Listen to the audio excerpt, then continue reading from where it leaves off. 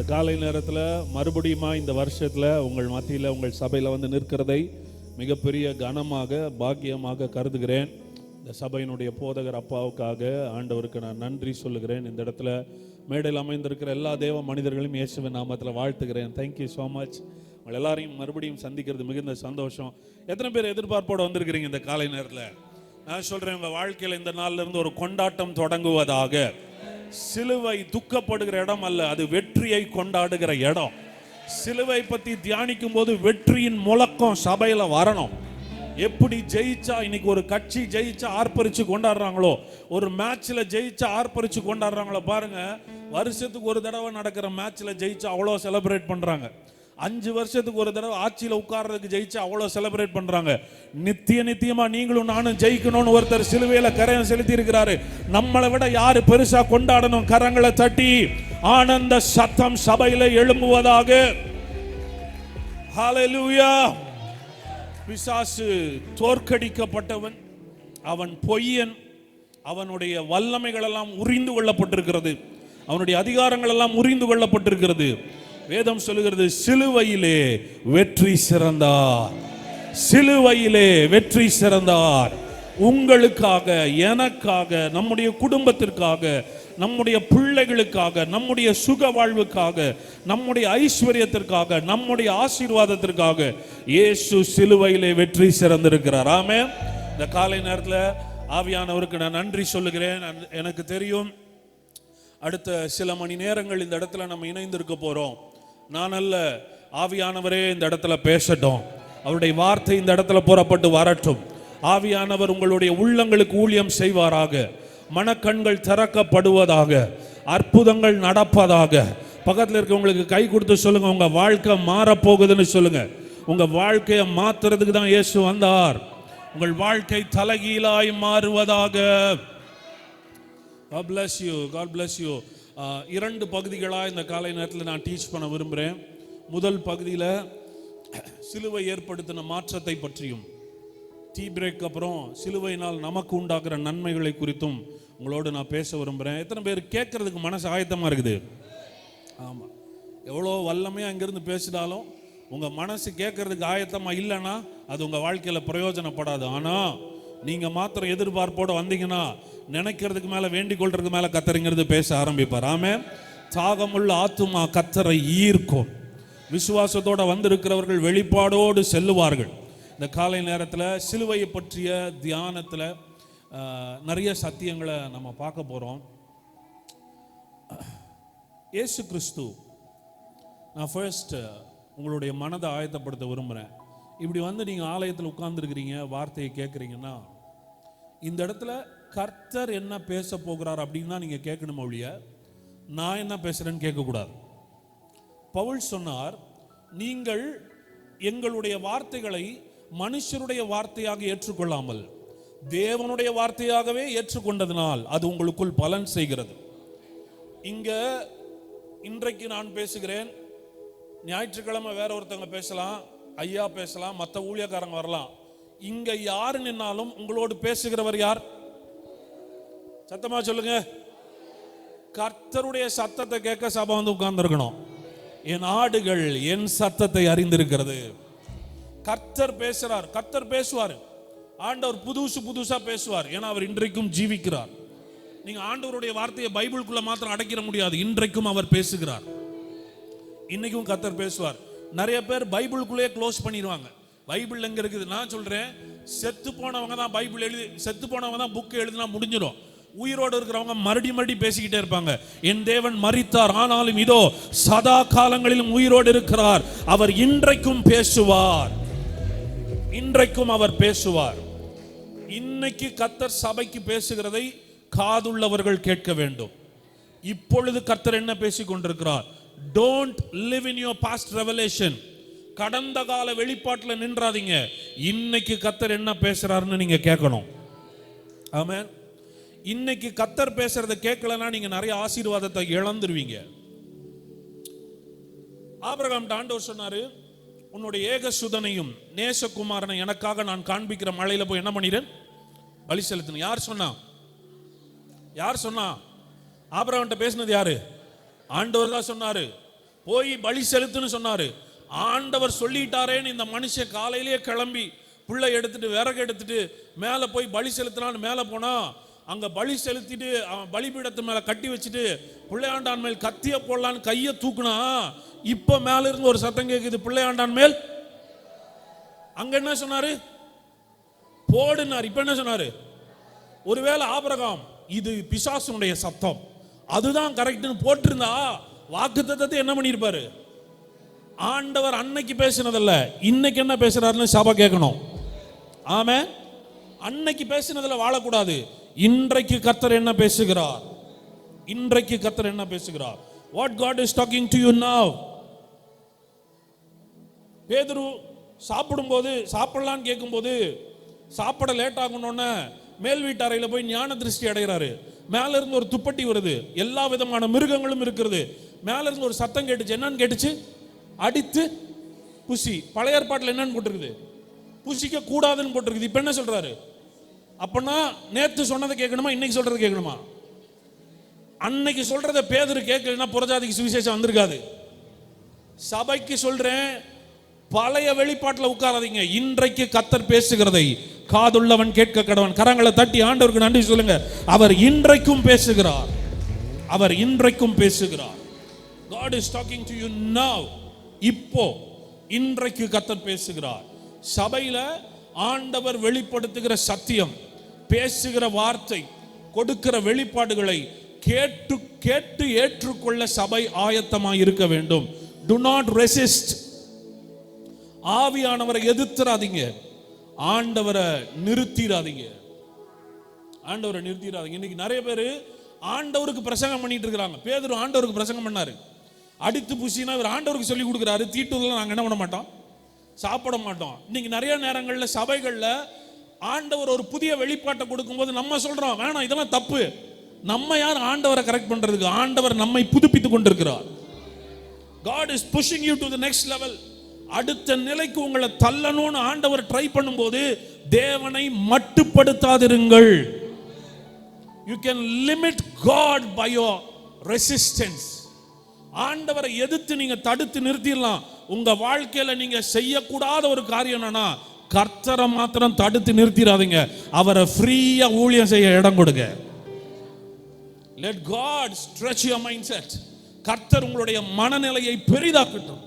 மனநிலையை பெரிதாக்கட்டும். எத்தனை பேர் கேட்க ரெடியா இருக்கிறீங்க? ஆமா. இயேசு இந்த பூமியில ஊழியம் செய்த நாட்கள்ல பிசாசோட போராடல, அவர் பாரம்பரியத்தோட தான் போராடினாரு. நான் சொல்றது கரெக்டா? பிசாசை துரத்துறதுக்கு இயேசுக்கு ரொம்ப ஈஸி. ஏன்னா ஒரு நாள் தேவாலயத்தில் இயேசு நுழைகிறாரு. இயேசு நுழைஞ்சோன்னா ஒருத்தனுக்குள்ள இருந்த அசுத்தாவி அலறி ஓடுது. அவனை போன்னு சொன்னாரா என்ன? அது ஓடுது. இப்படி பல இடத்துல பிசாசை துரத்துறாரு. ஒரு ஊர்ல ஒருத்தனை சங்கிலியினால கூட கட்ட முடியல. அவன் கல்லெடுத்து தன்னை கிழிச்சுக்கிட்டு அவன் நிர்வாணமா சுத்திட்டு அலறிட்டு கூச்சலிட்டு ஒருவனை அசுத்தாவி இவ்வளவு அலக்கழிக்கிறது. அந்த ஊர் ஜனங்களால் அவனை கண்ட்ரோலே பண்ண முடியல. ஆனால் அந்த தீவுக்கு, அந்த இடத்திற்கு இயேசு கால் வைத்த உடனே எவனை அடக்க முடியல, அந்த பிசாசு அவனை விட்டு போயிருச்சு. அவன் வந்து இயேசுவின் பாதத்தில் உட்கார்ந்திருக்கிறான். அப்போ காலம் காலமாய் அலைக்கழித்த பிசாசு துரத்துறது இயேசுக்கு ரொம்ப ஈஸியா இருந்துச்சு. ஆனா அவர் யார்கிட்ட ரொம்ப போராடிட்டு இருந்தார் தெரியுமா? பாரம்பரியத்தில் இருக்கிறவர்கள் இடத்தில். Traditional people. உங்கள் பாரம்பரியமே தேவனுடைய வார்த்தையை அவமாக்குகிறது என்று சொன்னார். You are living a powerless life because of your tradition. உன் வாழ்க்கையில நீ வல்லமையே பார்க்க முடியாத காரணம் பிசாசு இல்ல, உன் பாவம் இல்ல, நீ கடைபிடிக்கிற பாரம்பரியம்னாரு. அந்த பாரம்பரியத்தோடு இயேசு போராடி அந்த பாரம்பரியத்தை உடைச்சு நிறைய விஷயங்களை மாத்தினார். அதெல்லாம் எங்க நடந்துச்சுன்னா சிலுவையில் நடந்தது. சிலுவையினால் உண்டான மிகப்பெரிய மாற்றங்களை இன்றைக்கு நம்ம தியானிக்க போறோம். நான் நம்புறேன், எதை நம்ம கேட்கிறோமோ, எதை இந்த அட்மாஸ்பியர்ல நம்ம பேசுறோமோ, இந்த சூழலில் நாம் பேசுகிறோமோ, அது நிஜமாகும் என்று நான் நம்புகிறேன். ஆமென். அவர் வார்த்தை அனுப்பி தான் வேலை செய்வாரு. இன்னைக்கு நம்ம பேசினா அது அப்படியே உங்க வாழ்க்கையில நடக்கும். பேசினா உங்க வாழ்க்கையில் அது நிஜமாகும். சிலுவையினால் உண்டான ஒரு 3 மாற்றங்களை மாத்திரம் நிறைய பேசலாம். நான் உங்களை ஓவர்லோடு பண்ண விரும்பல. 3 முக்கியமான மாற்றங்களை இந்த காலை நேரத்தில் உங்களோட நான் பகிர்ந்து கொள்ள விரும்புகிறேன். நிறைய பேர் பாருங்க, இன்னைக்கு லந்து காலம் தொடங்கிருச்சு. அநேகர் 40 நாட்கள் அசைவம் சாப்பிட மாட்டாங்க, ஃபாஸ்டிங் இருப்பாங்க. ஐ ரெஸ்பெக்ட், அவங்க எல்லாத்தையும் நான் ரெஸ்பெக்ட் பண்றேன். But at the same time இந்த ஒரு சிலுவை மரணத்தை இப்படிதான் துக்கமா கொண்டாடணுமா? சிலுவை மரணத்தை தியானிக்கும் போது நமக்கு துக்கம் வரணுமா, அழுகணுமா? பேஷன் ஆஃப் கிரைஸ்ட்னு ஒரு மூவி எடுத்து இயேசு எப்படியெல்லாம் பாடுபட்டாருன்னு எவ்வளவு சித்தரிக்க முடியுமோ அவ்வளவு சித்தரிச்சு பார்த்தாலே எல்லாருடைய கண்களும் கலங்குகிறது போல அப்படி ஒரு படத்தை எடுத்து வெளியிட்டிருக்கிறார்கள். Everything is fine with a good intention. ஆனா உங்களுக்கு ஒன்று சொல்றேன், இன்னைக்கு நிறைய பேர் இயேசுவை இன்னும் மாட்டு தொழுவத்திலே பார்க்குறாங்க. சிலர் இயேசுவை தேவாலயத்தில் வாக்குவாதம் பண்ணிட்டு இருந்தவரா பார்க்குறாங்க. சிலர் வீதிகளில் நடந்து அற்புதம் செய்தவரா பார்க்குறாங்க. சிலர் இயேசுவை இன்னும் சிலுவையில் பார்க்குறாங்க. சிலர் இயேசுவை கல்லறையில் பார்க்குறாங்க. சிலர் இயேசுவை உயிர் தெழுந்தவரா பார்க்குறாங்க. ஆனால் நான் சொல்கிறேன், இதில் எங்கேயுமே அவர் இல்லை. இப்போ அவர் சிங்காசனத்தில் வீற்றிருக்கிறார். அவர் எல்லாவற்றின் மேலும் வெற்றி சிறந்தவராய் உன்னதத்திலே அமர்ந்திருக்கிறார். He is above everything. இன்னைக்கு ஒருவேளை நம்ம சிலுவை குறித்து தியானிக்க வந்திருந்தாலும் ரியாலிட்டியில இயேசு எங்க இருக்கிறார்னா, அவர் உன்னதத்தில் இருக்கிறார், சிங்காசனத்தில் இருக்கிறார், சகல அதிகாரத்தையும் உடையவராய் இருக்கிறார். அந்த ஜீசஸ் தான் உங்க கண்ணுக்கு முன்னாடி இருக்கணும். இன்னும் மாட்டு தொழுவத்தில் படுத்திருக்கிற குழந்தை இயேசு உங்க கண்ணுக்கு முன்னாடி இருக்கக்கூடாது. இன்னும் வீதி வீதியாய் பட்டணம் பட்டணமா போய் சுகமாக்கின இயேசு உங்க கண்ணுக்கு முன்னாடி இருக்கக்கூடாது. இன்னும் அடி வாங்கி சிலுவையில தொங்கிட்டு இருந்த இயேசு உங்க கண்ணுக்கு முன்னாடி இருக்கக்கூடாது.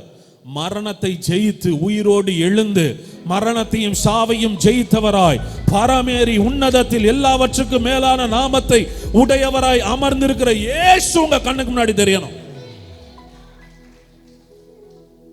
அப்போ ஏன் நம்ம சிலுவை தியானம் வச்சிருக்கிறோம்னா, சிலுவையில சில முக்கியமான வேலை நடந்துச்சு, அதை தெரிஞ்சுக்கிறதுக்காக தான் வச்சிருக்கிறோம்.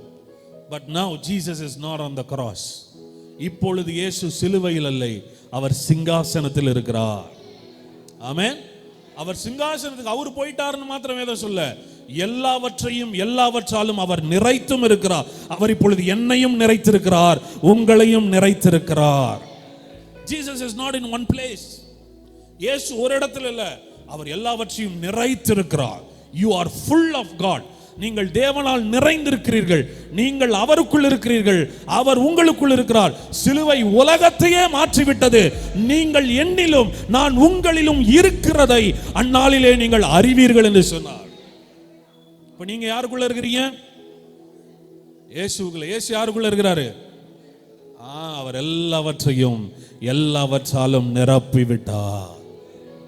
ஆண்டவருக்காக காத்திருக்கிறது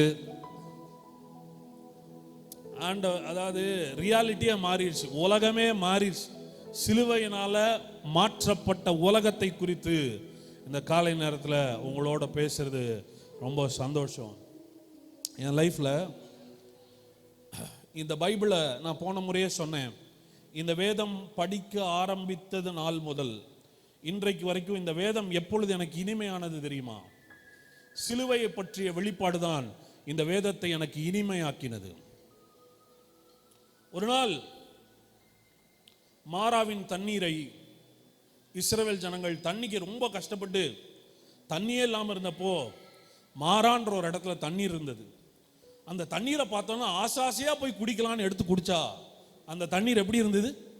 கசப்பா இருந்தது. ரட்சிக்கப்பட்ட உடனே இந்த பைபிளை படி பைபிளை படினோடனே பைபிளை வாங்கி படிச்சா போர் அடிக்குது நிறைய பேருக்கு.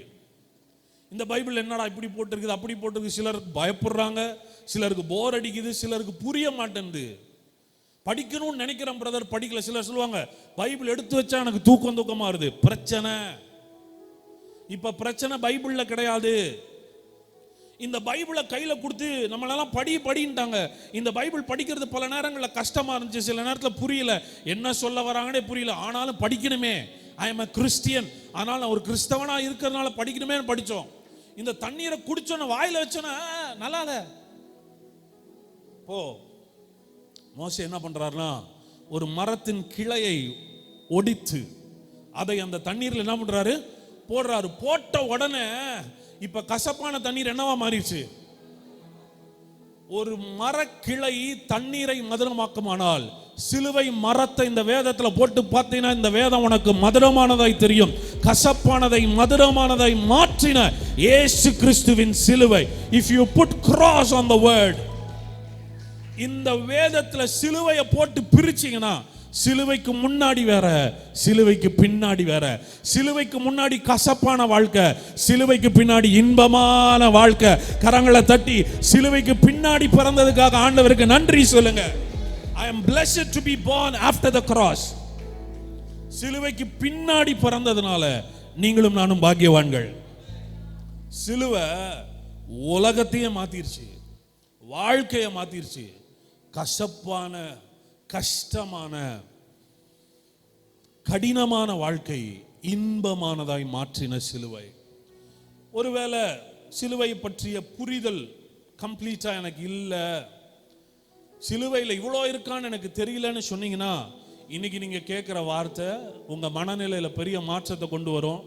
உங்களுடைய ஜெப வாழ்க்கை, ஆவிக்குரிய வாழ்க்கை, சபை வாழ்க்கை, உங்களுடைய ஊழியம், உங்களுடைய எதிர்பார்ப்பு, நீங்கள் தேவனை பார்க்கிற விதம், நீங்கள் தேவனை அனுபவிக்கிற விதம், தேவனுடைய சத்தத்தை கேட்கிற விதம், சகலத்தையும் மாற்றி அமைக்கப்பட்ட ஒரே இடம் எதுனா சிலுவை. சிலுவை. பவுல் சொல்றாரு, சிலுவையை குறித்து நான் மேன்மை பாராட்டுறேன்றார். எதை குறித்து மேன்மை பாராட்டுறேன்? மேன்மை பாராட்டுறதுன்னு என்ன தெரியுமா? பெருமைப்படுறேன். அதுதான் என்னுடைய I am posting on the cross. நான் சிலுவை குறித்து மேன்மை பாராட்டுறேன். இந்த சிலுவை தான், வாசிங்க கலாத்தியர் 6ஆம் அதிகாரம், கலாத்தியர் 6ஆம் அதிகாரம் 14ஆம் வசனத்தையும் 15ஆம் வசனத்தையும் வாசிக்கலாமா? நானும் நம்முடைய கர்த்தராகிய இயேசு கிறிஸ்துவின் சிலுவையை குறித்தே அல்லாமல் வேறொன்றையும் குறித்து மேன்மை பாராட்டாதிருப்பேனாக. கவனிங்க, நானும் நம்முடைய கர்த்தராகிய இயேசு கிறிஸ்துவின் சிலுவையை குறித்தே அல்லாமல் வேறொன்றை குறித்தும் என்ன பண்ண மாட்டேன். அதாவது பவுல் சொல்றாருன்னா, இவர் தன்னை குறித்து ஒரு லிஸ்ட் சொல்லி இருக்கிறார். நான் யார் தெரியுமா? நான் எங்க பிறந்தேன்னு தெரியுமா? நான் என்ன கோத்திரம் தெரியுமா? நான் என்ன செஞ்சிருக்கேன் தெரியுமா? நான் என்ன படிச்சிருக்கேன் தெரியுமா? நியாயப்பிரமாணத்தின்படி குற்றம் சாட்டப்படாதவன். இவ்வளோ ட்ராக் ரெக்கார்டு எனக்கு இருக்குது. இவ்வளவு என்னுடைய சாதனைகள் இருந்தாலும் நான் மேன்மை பாராட்டது என்னுடைய சாதனை அல்ல, சிலுவையில் இயேசு எனக்காக செய்ததை குறித்தே மேன்மை பாராட்டுகிறேன். What I did is nothing before the cross. அவருக்காக நான் செஞ்சதெல்லாம் அவர் எனக்காக செஞ்சதுக்கு முன்னாடி ஒண்ணுமே கிடையாது. அவர் செய்ததை நான் மேன்மை பாராட்டுவேன். என் வாழ்க்கையில நான் மேன்மை பாராட்டணும்னா, அப்போ ஒரு சில பஸ்ல ஒரு சில கம்பெனிக்கெல்லாம் போனீங்கன்னு வைங்களேன், ஒரு சிலருடைய போட்டோ வச்சிருப்பாங்க. போட்டோ வச்சு அடிக்கடி பார்ப்பாங்க, அந்த போட்டோக்கு மாலை போடுவாங்க. அவங்க யாரா இருந்திருப்பாங்க தெரியுமா? அந்த கம்பெனியுடைய ஃபவுண்டரா இருந்திருப்பாங்க. இவங்கனால தான் இந்த கம்பெனியே தொடங்குச்சு.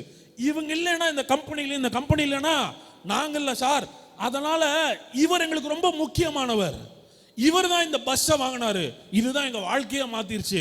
அந்த ஒரு ஸ்டார்டிங் பாயிண்ட்னு ஒன்று இருக்கும்ல, சகலமும் வாழ்க்கையை, சரித்திரமே, வரலாறே மாற்றி அமைத்தது இவரால்னு சொல்லுவாங்கல்ல. வேதத்தை கற்று தேர்ந்து நியாயப்பிரமாணத்தை கரைத்து குடித்து அதன்படியெல்லாம் வாழ்ந்த ஒரு மனுஷன் சொல்றாரு, ஸ்டார்டிங் பாயிண்டே சிலுவை தான் சார். இந்த சிலுவை குறித்து தான் நான் மேன்மை பாராட்டுவேன். நான் அவருக்காக செய்ததல்ல, சிலுவையில் அவர் எனக்காக செய்ததை குறித்து நான் மேன்மை பாராட்டுவேன். என் வாழ்வை மாற்றி அமைத்த இடம் சிலுவை. நானும் நம்முடைய கர்த்தராகிய இயேசு கிறிஸ்துவின் சிலுவையை குறித்தே அல்லாமல் வேறொன்றை குறித்தும் மேன்மை பாராட்டாதிருப்பேனாக. அவரால் உலகம் எனக்கு சிலுவையில் அறையுண்டு இருக்கிறது, நானும் உலகத்திற்கு என்ன பண்ணப்பட்டிருக்கிறேன்? சிலுவையில் அறையப்பட்டிருக்கிறேன். அடுத்த வசனம், கிறிஸ்து இயேசுவுக்குள் விருத்த சேதனமும் ஒன்றுமில்லை, விருத்த சேதனம் இல்லாமையும் ஒன்றுமில்லை. விருத்த சேதனமும் ஒன்றுமில்லை, விருத்த சேதனம் இல்லாமையும் ஒன்றுமில்லை, புது சிருஷ்டிய காரியம். ஓகே, இந்த விஷயத்தெல்லாம் உங்களுக்கு நான் விளக்கி சொல்றேன். முதலாவது, ஃபர்ஸ்ட், இயேசு கிறிஸ்து சிலுவையில் மரித்தார். இயேசு சிலுவையில் மரித்தார். நிறைய பேர் என்ன நினைச்சுக்கிட்டாங்கன்னா, பிதா இயேசு அடிச்சிட்டாருன்னு நினைக்கிறாங்க. என் பாவத்துக்காக யார் அடிச்சிட்டா? பிதா இயேசு அடிச்சிட்டாரு. அதனால நம்மளை ஃப்ரீயா விட்டாருன்னு நினைக்கிறாங்க. உங்களுக்கு நல்லா தெரியணும், இயேசுவை சிலுவையில் அறைஞ்சது பிதா கிடையாது. இயேசுவுக்கு தண்டனை கொடுத்தது பிதா கிடையாது. நம்ம ஊர்ல புள்ள தப்பு பண்ணியிருக்கோம். புள்ள தப்பு பண்ணோன்னா அப்பா பெல்ட் எடுத்துட்டு குச்சி எடுத்துட்டு பரம்பு எடுத்துட்டு அடிக்க பயங்கரமா வருவாரு. அடிக்க வரும்போது அம்மா குறுக்க வந்து என்ன சொல்லிடுவாங்க, பிள்ளை அடிக்காதீங்க, பிள்ளை அடிக்காதீங்க. இப்ப யாரு நல்லவங்களாயிருவா? பிள்ளைக்கு அம்மா நல்லவங்க ஆயிடுவாங்க. யார் கெட்டவங்களாயிருவாங்க? அப்பா கெட்டவர் ஆயிடுவாரு. அப்பா அடிப்பாரு, அம்மா என்ன பண்ணிக்குவாங்க. இதே படத்தை தான் நம்ம சிலுவையில் பார்க்கிறோம். பிதா என் மேல கொலவெறியில் இருக்கிறாரு. நான் பண்ண தப்புக்கு என்ன அடிச்சு கொல்லணும்னு நினைக்கிறாரு. என்ன அடிச்சு கொல்றதுக்கு பதிலாக இடையில யார் வந்துட்டா? இயேசு வந்துட்டாரு. அப்பா அவர் அடி வாங்கினதுனால என் மேல அடி விழுவாதுப்பா. நம்ம நினைச்சுக்கிட்டோம் பிதா அடிச்சு கொல்றவர்னு. அவர் கொல்லுகிறவர் அல்ல, அவர் உயிர்ப்பிக்கிறவர். Father never kills. பிதா கொல்லுகிறவர் அல்ல, பிதா அடிக்கிறவர் அல்ல. ஏன்னா எப்படி பிரதர் சொல்றீங்கன்னு நீங்க கேட்கலாம். அப்போஸ்தலர்ல படிச்சு பாருங்க, பேதுரு பிரசங்கம் பண்ணும்போது சொல்றாரு, ஜீவாதிபதியை கொலை செய்தீர்கள்ங்கிறாரு. யார்கிட்ட சொல்லிருக்காரு தெரியுமா? யூதர்கள்ட்ட சொல்லிருக்கிறாரு. நீங்க தான் அவரை கொன்னீங்க, தேவனோ அவரை எழுப்பினாருங்கிறாரு. கான்செப்டே மாத்துறாரு. கொன்னது நீ, எழுப்புனது அவரு. ஆமென். அப்ப இயேசுவை கொன்னது பிதா கிடையாது. மனுஷன் இயேசுவை கொன்னா, பிதா அவரை உயிரோடு எழுப்பினார். அவர் கொல்லுகிறவர் அல்ல, அவர் உயிர்ப்பிக்கிறவர். நம்ம மனசு என்ன சொல்லுதுன்னா, ஆண்டவர் அடிச்சிட்டாரு, ஆண்டவர் கொண்டாரு. அவருக்கு கொல்ல தெரியாது. அவர் ஜீவாதிபதி. அவர் மரணத்திற்கு காரணம் அல்ல, அவர் ஜீவனுக்கு காரணமானவர். பழைய ஏற்பாட்டில் சில வசனங்கள் எல்லாமே இருக்குது. எப்படி இருக்குதுன்னா, அவர் கொல்லுகிறவரும் உயிர்ப்பிக்கிறவருமா இருக்கிறார். யார் சொன்னாத? அன்னாள் சொன்னாங்க. கொல்லுகிறவரும் உயிர்ப்பிக்கிறோம். நானே கொல்றேன் உயிர்ப்பிக்கிறேன்ல பழைய ஏற்பாட்டில் வசனம் இருக்குது. இதனாலதான் பைபிளை நமக்கு கரெக்டா படிக்க தெரியணும், வேதத்தை கரெக்டா படிக்க தெரியணும். எனக்கு ஆண்டவர் கொடுத்த தரிசனத்துல ரொம்ப முக்கியமான தரிசனம், அதுவும் இந்த 2026 ஆண்டவர் எனக்கு கொடுத்திருக்கிற மிகப்பெரிய தரிசனம், பைபிள் எப்படி படிக்கணும்னு பைபிள் செமினார் நடத்த சொல்லி இருக்கிறாரு. அதை முதலாவதாய் வருகிற மாதத்துல 2 நாட்கள் ஆன்லைன்ல நடத்த போறேன். எனக்கு ஆண்டவர் கொடுத்திருக்கிற தரிசனமும் விருப்பமும் பட்டணமா போய் சொல்லி கொடுக்கணும்னு நினைக்கிறேன், வேதத்தை எப்படி படிக்கணும்னு. பழைய ஏற்பாட்டில் கொல்லுகிறவர் உயிர்ப்பிக்கிறவர்னு போட்டிருக்கு, ஆண்டவர் கொல்றாருன்னே போட்டிருக்கு. ஆனா புதிய ஏற்பாட்டில் இயேசு வந்து என்ன சொல்றாரு தெரியுமா? திருடன் திருடவும் கொல்லவும் அழிக்கவும் வருகிறான், நானோ ஜீவன் கொடுக்க வருகிறேன். கொல்றதுனாலடா, கொல்றது பிசாசு, நான் கொல்றவனுக்கெல்லாம் உயிர் கொடுத்து எழுப்புகிறவர் நான். God is a life giver. அவர் ஜீவனை கொடுக்கிறவர். வேதத்தை படிக்க தெரியலனா பல நேரங்களில் இந்த வேதத்தில் இருக்கிற வசனமே நம்மை பயப்படுத்துகிறது. அடிச்சிருவாரோ கொன்றுவாரோ இல்ல. சிலுவையை பார்க்கும்போது தேவன் மேல உங்களுக்கு பயம் வரக்கூடாது, அன்பு வரணும். வேதம் சொல்லுது, தேவன் தம்முடைய ஒரே பேரான குமாரனை விசுவாசிக்கிறவனவனோ அவன் கெட்டு போகாமல் நித்திய ஜீவனை அடையும்படி அவரை தந்தருளி இவ்வளவாய் உலகத்தில். சிலுவையை பார்க்கும்போது அன்பை உணரணும், வெற்றியை உணரணும். நீங்க சிலுவையை பார்க்கும்போது குற்ற மனசாட்சி வரக்கூடாது, சிலுவையை பார்க்கும்போது பயம் வரக்கூடாது, சிலுவையை பார்க்கும்போது தண்டனை உங்க மனசுக்கு வரக்கூடாது, சிலுவையை பார்க்கும்போது வேதனைப்படக்கூடாது, சிலுவையை பார்க்கும்போது சந்தோஷப்படணும்.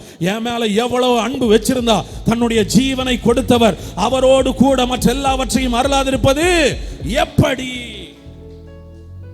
சிலுவை சிலுவை நமக்கு வெற்றியை கொடுத்த இடம். காலகாலமா நம்ம எப்படியே கேட்டு பார்த்து வளர்ந்துட்டோம்னா, 40 நாள் துக்கம் கொண்டாடி அந்த 40 நாள் பூ வைக்க மாட்டோம், அந்த 40 நாள் விசேஷம் வைக்க மாட்டோம், அந்த 40 நாள்ல கல்யாணம் நடக்காது, அந்த 40 நாள்ல கறிசோறு கிடைக்காது. நான் சொல்றேன், நீ கறிசோறு சாப்பிடணும்னா இந்த 40 நாள் தான் கறிசோறு சாப்பிடணும். ஏன்னா உனக்கு வெற்றியை பெற்று கொடுத்த சிலுவையை கொண்டாடுறப்ப சந்தோஷப்படாம வேற எப்ப சந்தோஷப்பட போறீங்க? ஆமென். சிலுவையை நினைக்கும் போதெல்லாம் கொண்டாடணும், சிலுவை நினைக்கும் போதெல்லாம் சந்தோஷம் பொங்கி பொங்கி வரணும். ஆமென். என் உள்ளம் தேவன் பால் பொங்கி வழியுதே, ஏசென்னை ரட்சித்தார் ஆடி பாடுவே, எவரும் அறியாரே என் உள்ளம் பொங்குதே, என் உள்ளம் பொங்கி பொங்கி பொங்கி பொங்கி வழியுதே. சொல்லுங்க, என் உள்ளம் தேவன் பால் பொங்கி வழியுதே, ஏசென்னை ரட்சித்தார் நான் ஆடி பாடுவேன், எவரும் அறியாரே என் உள்ளம் பொங்குதே, என் உள்ளம் பொங்கி பொங்கி பொங்கி பொங்கி. சொல்லுங்க, என் உள்ளம் தேவன் பால் பொங்கி வழியுதே, இயேசு என்னை ரட்சித்தார் நான் ஆடி பாடுவேன். எவரும் அறியாரே என் உள்ளம் பொங்குதே, என் உள்ளம் பொங்கி பொங்கி பொங்கி பொங்கி வழியுதே, சந்தோஷம் பொங்குதே, சந்தோஷம் என்னில் பொங்குதே. அல்லேலூயா, இயேசு என்னை ரட்சித்தார், முற்றும் என்னை மாற்றினார். சந்தோஷம் என்னில் பொங்கு, சந்தோஷம் சந்தோஷம் பொங்குதே, சந்தோஷம் என்னில் பொங்குதே. அல்லேலூயா, இயேசு என்னை ரட்சித்தார், சந்தோஷம் பொங்கி பொங்குதே. மறுபடியும் சந்தோஷம் பொங்குதே, சந்தோஷம்.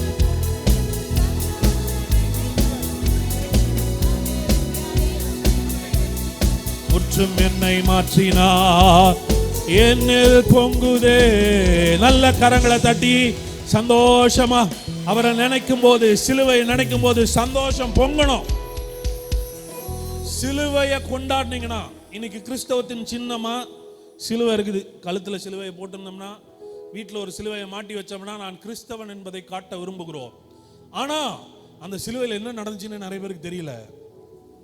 சிலுவை எதையெல்லாம் மாத்துச்சுன்னே தெரியல. சிலுவையினால எனக்கு என்ன நன்மைன்னு தெரியல. கிறிஸ்தவர்களுடைய அடையாள சின்னமாகவே அது மாறிவிட்டது. ஆனால் அதனுடைய பலனை இன்னும் நாம் அனுபவிக்கவில்லை. இயேசு சிலுவையில் மரித்த போது ஏற்பட்ட மாற்றங்களில் 3 மாற்றங்களை உங்களுக்கு சொல்லுகிறேன். முதலாவது ஏற்பட்ட மாற்றம், மதத்திற்கு இயேசு முற்றுப்புள்ளி வைத்தார். System has changed. அது இயேசு சிலுவையில் மரித்த போது நடந்த முதல் விஷயம் என்ன? ஒரு வசனத்தை வாசிங்க. மத்தேயு 27ஆம் அதிகாரம் 50ஆம் வசனத்தையும் 51ஆம் வசனத்தையும் வாசிக்கலாம். மத்தேயு 27ஆம் அதிகாரம் 50ஆம் வசனம் 51வது வசனம். இயேசு மறுபடியும் மகா சத்தமாய் கூப்பிட்டு ஆவியை விட்டார். கவனிங்க, இயேசு மகா சத்தமாய் கூப்பிட்டு செத்தார்னு போடல, ஆவியை விட்டார். அப்படின்னா இயேசுவை யாரும் கொல்லல, அவரே ஜீவனை கொடுத்தார். nobody killed Jesus. இயேசுவை யாரும் கொல்லல, அவரே ஆவி என்ன பண்ணாரா? அதனாலதான் அவர் சொன்னாரு, ஜீவனை கொடுக்கவும் அதிகாரம் இருக்கிறது, கொடுத்த ஜீவனை திரும்ப எடுக்கவும் எனக்கு அதிகாரம் இருக்கிறது. நீ கொல்லணும்னு நினைச்சு அடிச்சு அவருடைய சரீரத்துல ரத்தமும் தண்ணீரும் ஃபுல்லா வெளியே வந்துருச்சு. விழால நீ குத்தும் போது ரத்தமும் இல்ல தண்ணீரும் இல்ல, ஆனாலும் உயிர் இருக்குது. காரணம் என்ன தெரியுமா? ரத்தம் போனா அவர் சாகிறவர் அல்ல, அவர் தான் ஜீவாதிபதி. அவர் சாகணும்னா அவரே உயிரை கொடுக்கணும், வெளியே நீ அவர் உயிரை எடுக்க முடியாது. அவர் ஆவியை விட்டார். ஆவியை விட்ட உடனே நடந்த முதல் காரியம் என்ன? அடுத்த வசனம். அப்பொழுது தேவாலயத்தின் திரைச்சிலை மேல் தொடங்கி கீழ் வரைக்கும் இரண்டாக கிழிந்தது. கவனிங்க, அப்பொழுது தேவாலயத்தின் திரைச்சிலை மேல் தொடங்கி கீழ் வரைக்கும் என்னவா கிழிந்ததா? சிலுவையினால் உண்டான முதல் மாற்றம். தேவனை நீ சேருவதற்கு தடையா இருப்பதையெல்லாம் தகர்த்து போட்டு, உனக்கும் ஆண்டவருக்கும் தடையே கிடையாது, ஆண்டவரோட சேருன்னு எனக்கும் ஆண்டவருக்குமான உறவை ஏற்படுத்தின இடம் சிலுவை. ஆமென். சிஸ்டத்துல ஒரு சேஞ்ச். பழைய ஏற்பாட்டின் காலத்துல தேவனை ஒருவன் எளிதில் அணுகவே முடியாது. அவர்களுடைய கட்டமைப்புல எப்படி இருக்கும்னா, தேவாலயம் பிரகாரம் பரிசுத்த ஸ்தலம், மகா பரிசுத்த ஸ்தலம்னு இருக்கும். இந்த மகா பரிசுத்த ஸ்தலத்துல தான் உடன்படிக்கை பெட்டி, தேவனுடைய மகிமை, கிருபாசனம் இதெல்லாம் உள்ள இருக்கும். எந்த மனிதனும் இதற்குள் போகவே முடியாது. இந்த இடத்தையும் தேவ பிரசன்னத்தையும் ஜனங்கள் இருக்கிற இடத்தையும் பிரிக்கிற ஒரு திரைச்சீலை இருந்தது. சீலைக்கு பின்னாடி யாரும் பார்க்கவே முடியாது, திரைச்சீலை கவர் பண்ணியிருக்கோம். வருஷத்திற்கு ஒரு முறை ஆசாரியன் அதற்குள்ளே போவார். அவரும் உயிரோட வருவாரா என்ற நிச்சயம் அவருக்கே கிடையாது. மனிதர்களெல்லாம் வெளியே இருப்பார்கள். ஒரு மனிதன் தேவனை அணுக வேண்டும் என்றால் நடுவில் ஒரு ஆசாரியன் இல்லாமல் யாரும் தேவனை நெருங்கவே முடியாது. பலி இல்லாமல் ஆண்டவரை நெருங்கவே முடியாது. இப்படி ஒரு சிஸ்டத்துல வாழ்ந்துட்டு இருக்கும்போது இந்த சிஸ்டம் ஃபர்ஸ்ட் டைம் எங்க உடையுதுன்னா, This is a religious system.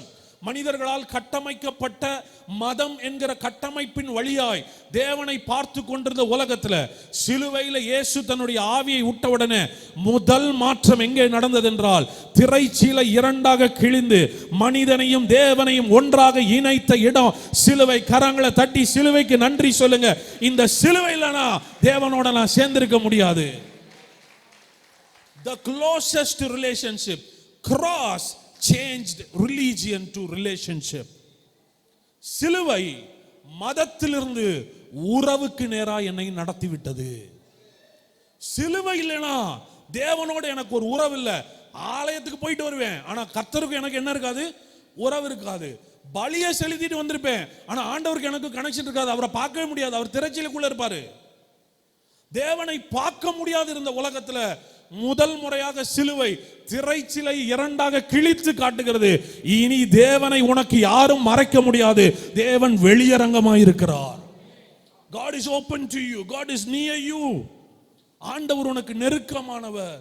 ஆண்டவர் உனக்கு அன்பானவர். ஆண்டவர் உன்னோடு இருக்க விரும்புகிறார். ஒரு மதம் என்கிற கட்டமைப்பை உடைக்கிறார். ஏன் நான் இந்த இடத்துல மதம்ன்ற வார்த்தையை பயன்படுத்துறேன்னு கவனிக்கணும். ரிலிஜியன், மதம். இந்த மதம் யாரால் தோன்றப்பட்டதுன்னு நினைக்கிறீங்க? Religion is Satan's idea. மதம் என்பது பிசாசுனுடைய திட்டம். இது எங்க தொடங்குச்சு தெரியுமா? தேவன் மனுஷனை படைச்சு ஏதேன் தோட்டத்தில் வச்சிருந்தப்போ அந்த ஏதேன் தோட்டத்தில் சர்ப்பம் வந்தது. சர்ப்பம் வந்து ஏவாள்கிட்ட பேசும்போது என்ன சொல்லிச்சுன்னா, நீ புசிக்க வேண்டாம்னு ஆண்டவர் சொன்னாரா? ஒரு கேள்வியை எழுப்பிட்டு இந்த சர்ப்பம் ஒரு திட்டத்தை கொடுத்துச்சு. என்ன சொல்லுச்சுன்னா, இந்த கனியை நீ புசித்தால் யாரை போல ஆயிருவ? எங்கெல்லாம் இதை செஞ்சீனா அப்படி ஆயிரும்னு சொல்லுதோ அங்கதான் மதமே தொடங்குது. Religion is condition based. மதம் என்பது நீ இப்படி இருந்தால் கர்த்தர் உன்னை ஏற்றுக்கொள்வார், நீ இப்படி ஜெபித்தால் கர்த்தர் கேட்பார், நீ இதையெல்லாம் செய்தால் கர்த்தர் உனக்கு இதையெல்லாம் செய்வார். மதம் என்பதே ரூல்ஸ் அண்ட் ரெகுலேஷன் பேஸ்ட், சட்ட திட்டங்களால் ஆனது. இப்ப ஆல்ரெடி மனுஷன் ஆண்டவர் யார மாதிரி தான் படைச்சிருக்கிறாரு?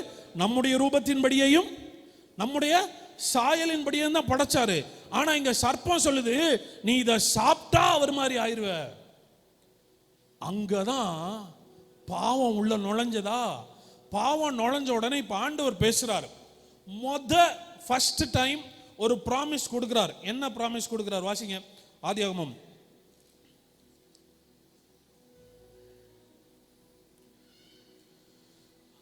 3ஆம் அதிகாரம் 14ஆம் வசனத்திலிருந்து வாசிங்க. அப்பொழுது தேவனாகிய கர்த்தர் சர்ப்பத்தை பார்த்து, நீ இதை செய்தபடியால் சகல நாட்டு மிருகங்களிலும் சகல காட்டு மிருகங்களிலும் சபிக்கப்பட்டிருப்பாய். நீ உன் வயிற்றினால் நகர்ந்து உயிரோடு இருக்கும் நாளெல்லாம் மண்ணை தின்பாய். அடுத்த வசனம். உனக்கும் ஸ்திரீக்கும், கவனிங்க, உனக்கும் ஸ்திரீக்கும், உன் வித்துக்கும் அவள் வித்துக்கும் பகை உண்டாகும். உன் வித்துக்கும் அவள் வித்துக்கும் என்ன உண்டாக்குவேன்? அவர் உன் தலையை நசுக்குவார், நீ அவர் குதிங்காலை நசுக்குவாய். இந்த வசனத்தை கவனிங்க. இது எவ்வளவு பெரிய வாக்கு தத்துவம், இதுக்குள்ள எவ்வளவு ரகசியம் அடங்கி இருக்குன்னு சொல்றேன். உனக்கும் ஸ்திரீக்கும் உன் வித்துக்கும். சர்ப்பத்தை பார்த்து பேசிட்டு இருக்கிறாரு.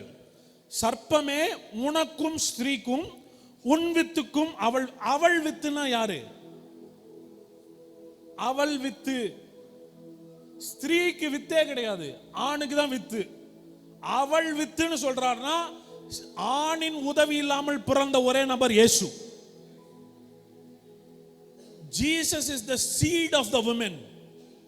அவள் வித்துனா ஒரு புருஷனை அறியாமல் பெற்றெடுத்த ஒரே பெண். அவள் யார் என்றால் மரியாள். மரியாளுடைய வித்து யாரு? இயேசு. இப்போ ஸ்திரீயின் வித்தாகிய இயேசுவுக்கும் சர்ப்பத்தின் வித்துக்கும் தான் இப்ப என்னன்னா பகை உண்டாகிறது. அப்ப இந்த சர்ப்பத்தின் வித்து யாரு? ஒரு வசனத்தை வாசிங்க. மத்தேயு 12ஆம் அதிகாரம் 34வது வசனம். பாம்பு குட்டிகளே, என்னன்னு கூப்பிடுறாரு? சர்ப்பத்தின் வித்துனா பாம்பு குட்டிங்கிறாரு. யாரை பார்த்து விரியன் பாம்பு குட்டினார் தெரியுமா? அன்னைக்கு இருந்த வேத பாரகர்கள், பரிசேயர்கள், மதவாதிகள். இப்போ இயேசு சர்ப்பத்தின் வித்துனா மதவாதிகள்லாம் யாருடைய வித்து? சர்ப்பத்தின் வித்து. இப்ப ஃபைட்டே யாருக்கும்னா இயேசுக்கும் பிசாசுக்கும் இல்ல, இயேசுக்கும் ரிலீஜியனுக்கும். சிலுவையில் நடந்த யுத்தம் பிசாசுக்கும் தேவனுக்குமான யுத்தம் அல்ல, தேவனுக்கும் மதத்திற்குமான யுத்தம். There was a clash between religion. உன் வித்துக்கும் அவள் வித்துக்கும் நான் என்ன உண்டாக்குவேன்? பகை உண்டாக்குவேன். அவர் உன் தலைவை என்ன பண்ணிடுவாரு? நசுக்குவார். நீ அவரை என்ன பண்ணுவ? குதிகாலம் மட்டும்தான். குதிகாலம் பிடிக்கிறதுன்றது டார்ச்சர் பண்றது, பிசிக்கல் டார்ச்சர். அன்றைக்கு இருந்த மதவாதிகள் இயேசுவை சரீரத்தில் துன்பப்படுத்தினார்கள். ஆனால் இயேசுவோ அவர்களுடைய சிஸ்டத்தை அழிச்சிட்டாரு. இவர்கள் இருவருக்கும் நடந்த யுத்தம் சிலுவையில் நடந்தது. உன் வித்துக்கும் அவள் வித்துக்கும் பகை உண்டாக்குவேன். உன் வித்து பரிசேயர், வேதபாரகர், இவங்கெல்லாம் நீ இதை பண்ணா கர்த்தர் உனக்கு இதை செய்வார், நீ இப்படி இருந்தா கர்த்தர் உன்னை ஆசீர்வதிப்பார், நீ இப்படி செய்யலைன்னா கர்த்தர் உன்னை ஆசீர்வதிக்கலாம். ரிலீஜியனை பேசிட்டு இருந்தவங்க. அந்த வித்துக்கும் ஸ்திரீயின் வித்தாகி இயேசுவுக்கும் ஒரு கிளாஷ் வருது. அவர் உன் தலையை என்ன பண்ணுவாரா? நசுக்குவார். நீ அவர் குதிகாலை நசுக்குவாய் என்றார். ஸோ சிலுவையில் நடந்த பேட்டில் ஃபர்ஸ்ட் டெஸ்ட்ராய் ஆனது என்னன்னா, ஒரு பேட்டர்ன் போட்டு வச்சிருந்தாங்கல்ல, இந்த வழியாக தான் போகணும், இதை செஞ்சாதான் போகணும்னு. அதை உடைச்சிட்டு சொல்றாரு, பிதாவை எங்கும் தொழுது கொள்ளும் காலம் வரும், அது இப்பொழுதே வந்திருக்கிறது. இந்த மலையிலும் அல்ல, அந்த மலையிலும் அல்ல, எங்கும் எப்பொழுதும் தேவனோடு இணையும் ஸ்லாக்கியத்தை பெற்றோம். எதினாலே? சிலுவையினாலே பெற்றோம். இன்றைக்கு 4 நேரில் இருக்கிற மாரநாதா சபையின் ஜனங்களுக்கு நான் சொல்றேன், ஆண்டவர் உங்களோடு இணைந்திருக்க விரும்புகிறார். நீங்களும் அவரோடு வாழ வேண்டும் என்று விரும்புகிறார். There is no division between you and God. உங்களுக்கும் தேவனுக்கும் இடையில எதுவுமே கிடையாது. நீங்களும் தேவனும் ஒன்றாய் இருக்கிறீர்கள். இந்த பாக்கியத்தை பெற்றுக் கொடுத்த இடம் சிலுவை. அந்த சிலுவைக்காக கரங்களை தட்டி ஆண்டவருக்கு நன்றி சொல்லுங்க. தேவனை சேரும் ஸ்லாக்கியத்தை பெற்றோம். தேவனை சேரும் ஸ்லாக்கியம். சொல்லட்டுமா? தேவனை இவ்வளவு சமீபமாய் பெற்ற வேறு ஜாதி எந்த காலத்திலும் இருந்ததில்லை. You are a friend of God. நீங்கள் தேவனுக்கு மிகவும் சிநேகிதர்கள். கூப்பிடக்கூடிய தூரத்திலே, ஒரு எண்ணத்தின் தூரத்திலே ஆண்டவர் என்னோடு இருக்கிறார். அந்நாளிலே அப்படின்னு ஒரு நாளை குறித்து இயேசு சொல்றார். அந்நாளிலே நான் என் பிதாவிலும் நீங்கள் என்னிலும் நான் உங்களிலும் இருக்கிறதை அறிவீர்கள். இப்போ பவுல் என்ன கேட்கிறார்னா, நீங்கள் தேவனுடைய ஆலயமா இருக்கிறீர்கள் என்று அறியீர்களான்னு தெரியாதா உனக்கு? நீ தேவனுடைய ஆலயம். தேவன் எங்க இருக்கிறார்? இப்போ உனக்குள்ள இருக்கிறார்னு தெரியாதா? நாங்க சொல்லி தரோம், தெரிஞ்சுக்கோ. ஆண்டவர் உனக்குள்ளே கலந்திருக்கிறார். Nothing can separate me and Christ. கிறிஸ்துவையும் என்னையும் எதுவும் பிரிக்க முடியாது. ஒரு காலத்துல தேவனையும் மனிதனையும் திரைச்சீலை பிரித்திருந்தது. ஆனால் இப்ப சொல்றாரு, நான் நிச்சயித்திருக்கிறேன், கிறிஸ்துவையும் என்னையும் எதுவும் பிரிக்க முடியாது. நான் உன்னை விட்டு விலகுவதும் இல்லை, உன்னை கைவிடுவதும் இல்லை. சப தைரியமா இருக்கணும், என்ஜாய் பண்ணணும் ரிலேஷன்ஷிப் வித் காட். சிலுவைக்கு இந்த பக்கம் நீங்களும் நானும் வாழ்றதுனால நீங்க அனுபவிக்க வேண்டிய, ருசிச்சு பார்க்க வேண்டிய ஒரு காரியம் என்னன்னா, தேவனோடு இருக்கிற உறவு. நான் சில வித்தியாசத்தை காட்டுறேன் பாருங்க. பழைய ஏற்பாட்டிலலாம் தேவனை சந்திக்கணும்னா அவ்வளோ ஈஸி கிடையாது. ஆண்டவர் சொல்வாரு, உன்னை நீ ஆயத்தமாக்கி அதிகாலையில் எழுந்து, நேரப்பட எழுந்து, மலையை சுத்தி போய் வாணிங் கூடு. யாரும் மலையை தொடக்கூடாது, யாரும் மலையை தொடக்கூடாது, மிருகம் கூட தொட்டக்கூடாது. எச்சரிப்பெல்லாம் சொல்லிட்டு அதிகாலையில் நீ எங்க வந்துடணும்? மேல வந்து காத்திரு. இன்றும் நாளையும் பரிசுத்தமாக்கு, நாளை மறுநாள் கர்த்தர் வருவார். இட் வாஸ் வெரி டிஃபிகல்ட், ரொம்ப கஷ்டம். ஆனா சிலுவைக்கு இந்த பக்கம் கர்த்தர் எப்படி பார்த்தாங்கன்றீங்க? சாப்பிடுற கேப்ல ஒருத்தன் போய் கர்த்தரோட பேசிட்டு வரான். பேதுரு சாப்பாடு ரெடி ஆகிற நேரத்தில் மாடிக்கு போய் ஞான திருஷ்டி அடைந்து கர்த்தருடைய சத்தத்தை கேட்கிறாரு. எப்பா நீ ஃபாஸ்டிங் இருக்கலையா? நீ ஆயத்தப்படலையா? மலை மேல வரலையா? பிரேயர் ஷால் போடலையா? எதுவுமே பண்ணல. வீட்டில் நீ என்ன ட்ரெஸ்ல இருந்தேன்னு தெரியல, சாப்பிட வந்த. ஆனா மாடிக்கு வந்தோடனே கர்த்தர் உன்கிட்ட பேசுறாரு, நீ எந்திரிச்சு போ, புதிய ஏற்பாடு தேவனோடு இருக்கிற உறவை சிலுவைக்கு பின்பாக மிக எளிமையாக்கி எனக்கு மிக அருகாமையில் கர்த்தரை கொண்டு வந்து எப்பொழுதும் அவரை நினைக்கிற, அவரோடு பேசுகிற, அவருடைய அன்பை கொண்டாடுகிற ஸ்லாக்கியத்தை சிலுவை எனக்கு பெற்றுக் கொடுத்திருக்கிறது. இப்போ நீங்கெல்லாம் ஆண்டவரோட வாழ்ற வாழ்க்கையை என்ஜாய் பண்ணணும். ஆமென். ஜெபம் உங்களுக்கு இன்பமா இருக்கணும், ஜெபம் உங்களுக்கு இனிமையா இருக்கணும், ஜெபத்தை நிறுத்த முடியாதுன்னு இருக்கணும். நீங்க இப்போ ஆமென். 1 மணி நேரமாவது என்னோட விழித்திருங்கள்னு கூப்பிட்டாரு. போனாங்களா இல்லையா? என்னோட ஜெபம் பண்ணுங்கன்னாரு. 1 மணி நேரம் கழிச்சு ஜெபம் பண்ணிட்டு வந்தா இங்க என்ன பண்ணிருக்காங்க? 3 பேரும் தூங்கிட்டு இருக்காங்க. என்னப்பா தூங்கிட்டீங்களா? சாரி போதகரே, நாங்க தூங்கிட்டோம். இப்ப பாருங்க, கண்டிப்பா நாங்க பிரேயர் பண்றோம். 2வது தடவை பிரேயர் பண்றாங்க. அவர் போய் 1 மணி நேரம் பிரேயர் பண்ணிட்டு வந்தா மறுபடியும் என்ன பண்ணிட்டாங்க? தூங்கிட்டாங்க. 3வது தடவை வராரு. 3வது தடவை என்ன பண்ணிட்டாங்க? அவன் ஜெபமே கடினமாயிருச்சு. ஜெபம் பண்ணா தூக்கம் வருது சார். நான் சொல்றேன், இந்த வெளிப்பாடை கேளுங்க. ஜெபம் பண்ணா நீ தூக்கம் போயிடும். தூங்காம இரவும் பகலும் கர்த்தரோட வாழ்க்கிற இன்பமான வாழ்க்கை உங்களுக்கு உண்டாவதாக. இந்த தூங்கின அதே பேதுரு சிலுவைக்கு பின்னாடி, உயிர்த்தெழுதலுக்கு பின்னாடி, பெந்தேகோஸ்தே நாளுக்கு பின்னாடி ஒரு வேலை வருது. என்ன சொல்றாங்கன்னா, பந்தி விசாரிக்கிறதுல பிரச்சனை வந்துருச்சு. பந்தி விசாரிக்கிறதுக்கு சாப்பாடுலாம் ஒழுங்கா கிடைக்கலன்னு சத்தம் போட்டுருக்காங்க. என்ன பண்றது? இப்ப சொல்றாங்க அப்போஸ்தலர்கள், அது எங்க வேலை கிடையாதுடா. பந்தி விசாரிக்கிறதுக்கு ஆளை போடு, பரிசுத்த ஆவியினாலும் விசுவாசத்தினாலும் நிறைஞ்சவங்க அங்க போடு. நாங்களோ ஜெபம் பண்ணுகிறதிலும் வேத வசனத்தை போதிக்கிறதும் தரித்திருப்போம். எங்க டைம் எல்லாம் பிரேயர்ல சென்ட் பண்ணணும். எனக்கு பிரேயர் பண்றதுக்கே டைம் பத்தலன்றாரு. அப்ப 1 மணி நேரம் கஷ்டமா இருந்த பிரேயர் உனக்கு இப்ப 24 hours பத்த மாட்டேங்குது. காரணம் என்ன தெரியுமா? உறவு இன்பமாயிருச்சு பிரதர். உறவு இன்பமான கர்த்தரோட பேசுறது எனக்கு ரொம்ப ரொம்ப சந்தோஷம். ஜெபம் எனக்கு தலைவலி கிடையாது, ஜெபம் தான் எனக்கு என்ஜாய்மெண்ட். ஆமென். சிலுவைக்கு இந்த பக்கம் வாழ்ற நீங்க ஜெபத்தில் அவருடைய பிரசன்னத்தை அனுபவிக்கணும். அவரால நிறைஞ்சிருக்கணும், அவருடைய அன்பினால நிறைஞ்சிருக்கணும். ஆண்டவருடைய அன்பை ருசிச்சு பார்க்க ஆரம்பிச்சிடணும். அவரோடு வாழ பழகிடணும். ஒன்னோடு ஒன்று நீங்க கலந்துட்டீங்க. அவர் வெளியே இல்லை, அவர் ஆலயத்தில் மட்டும் இல்லை, அவர் பரலோகத்தில் இல்லை, என்னோட கலந்துட்டார். நான் அவரிலும் அவர் என்னிலும் கலந்து வாழ்கிறோம். We live forever together. எப்பொழுதும் அவரோடு வாழ்கிற வாழ்க்கை. உங்களுக்கு சொல்லிட்டா, சிலுவையினால் உண்டான முதல் மாற்றம் தேவனுக்கும் நமக்குமான உறவே மாற்றி அமைக்கப்பட்டிருக்கிறது. என்ஜாய் பண்ணணும், அவருடைய அன்பை என்ஜாய் பண்ணணும், அவரோட வாழ பழகணும்.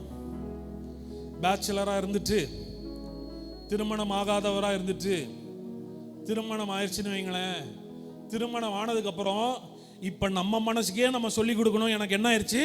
கல்யாணம் ஆயிடுச்சு. அப்போ எங்காவது போகணும்னா என் மனைவியை கூட்டிட்டு போகணும், என் கணவனுக்கும் சாப்பாடு செய்யணும், எனக்கு மட்டும் செஞ்சா பத்தாதுன்னு என் மனசுலயே இன்னொருத்தர் வாழ நான் இடம் கொடுக்கிறேன். ஃபர்ஸ்ட் நம்ம எப்படி யோசிச்சிருப்போம்னா, தனியாவே யோசிச்சிருப்போம்.